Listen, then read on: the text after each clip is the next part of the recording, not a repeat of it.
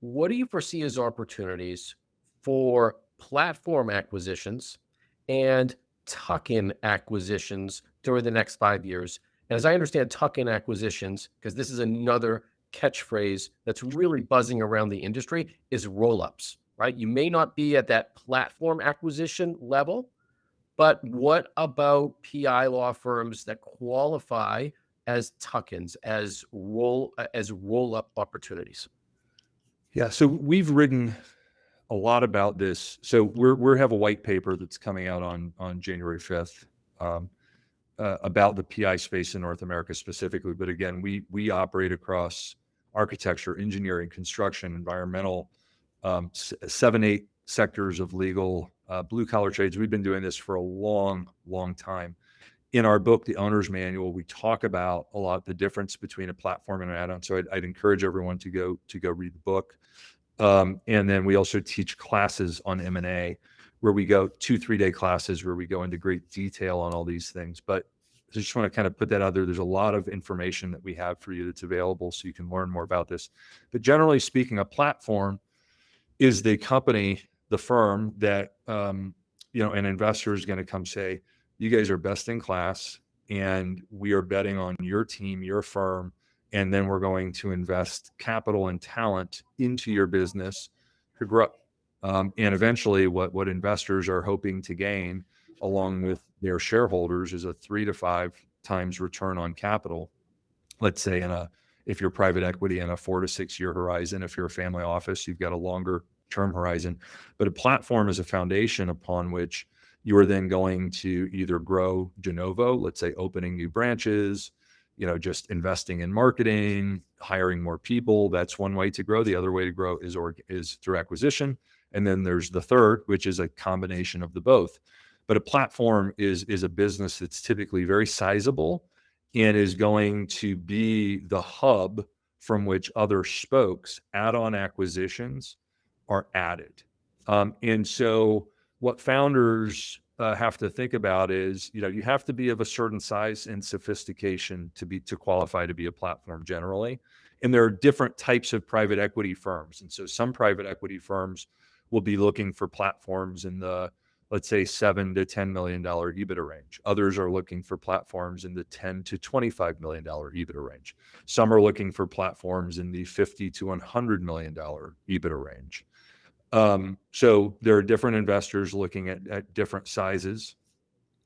And so what I would say over the next 5 years is it would not surprise me if there were 6 to 8 institutionally backed, private equity backed, if not more, but at least in the next 2 to 3 years, 6 to 8 platforms that are out there seeking additional add-on acquisitions. I think that it is highly feasible, from what I can tell, that there's room in the market for there to be these buy and builds or roll-ups that could be north of 300 to 500 million of EBITDA, 6 or 7 of them, all competing for the same add-on acquisitions, for the same talent, for the same leads. But we could see that this has happened in other industries. And it's not to say that after this initial wave that there won't be additional opportunities, let's say 3 years in to be the next platform.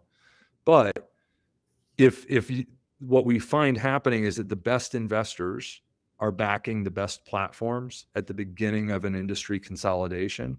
And those platforms are attracting their friends because the personal injury industry peer groups a lot, right? Masterminds a lot. And so these folks that are say, hey, I want to go first. I want to be the platform. All my friends come join me. The best assets as well, even though it's a highly fragmented space, 55 billion in revenue, 50,000 personal injury law firms, in the United States across all shapes and sizes. But in this first 2-3 years, what we're going to see are the best investors are going to partner with the best platforms, and they're going to do the best add-on acquisitions. There will be a whole wave of people following that, right? So there will be the next wave of platforms and consolidators, but they are imitating typically the best that have already gone first. So there will be ample opportunity, right, for people to be platforms, for people to be add-on acquisitions. Founders don't have to do anything. You can just kind of hang out, chill, wait to see what happens, hope that the valuations go up, right? What we need to have, what we hope for everyone is that every single one of these goes well. All that it takes is one bad deal, one bad actor, a combination between a founder and a management team to screw up something that was beautiful before the investor stepped in and monkeyed with it and made it worse, right? So what our hope is that, and the industry's hope, this is really, really important. Everyone needs to be rooting for everyone. There is plenty of opportunity here. This is a massive market. If we take a look at dental, which is 25 years into consolidation in the United States, 15% is now, owned by private equity. The multiples have, really expanded. There's been a lot of wealth created, but it's not for everyone. If we take a look at the CPA space, which started this just in 2021 in the United States, here we are about 5 years later. And, about 30% of the top 30 accounting firms in the United States are now private equity platforms, and they've done hundreds of add-on acquisitions. What we want is for everyone to do well. You all are going to be in competition with each other. You are.